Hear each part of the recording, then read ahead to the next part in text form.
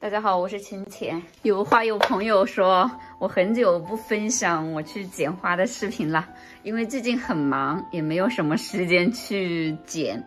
昨天晚上抽空出去散步的时候，发现在垃圾桶边上捡了5颗这个，应该是叫天堂鸟，高度都蛮高的。大概在1.5米，最长的叶片在1.5米多左右。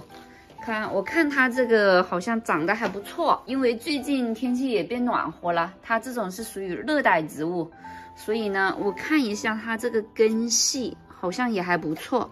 我准备抽空的时候，当它这个根系老的根系呢，给它修剪一下，然后统一浸泡一下柳树枝溶液。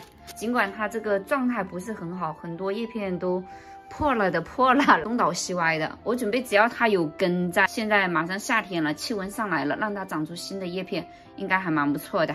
还有顺手捡了2颗鸿运当头，就是连土一起扔出来的。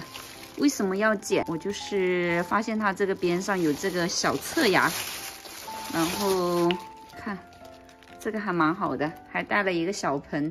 你看它这么一大颗，就是用一个大概12公分口径的这种小花盆。我之前捡了1颗，目前还在家里面长得蛮好的。这个鸿运当头像这种放在家里面完全不影响美观，养护也很简单。我准备将它下面的这种枯叶子、老叶子给它修剪一下，就直接给它上个盆。它这个好像都是用椰糠的，状态还不错，对吧？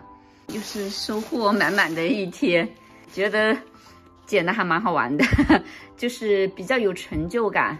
经过自己的养护和种植呢，它们又赋予新的生命，还是蛮有意义的一件事情。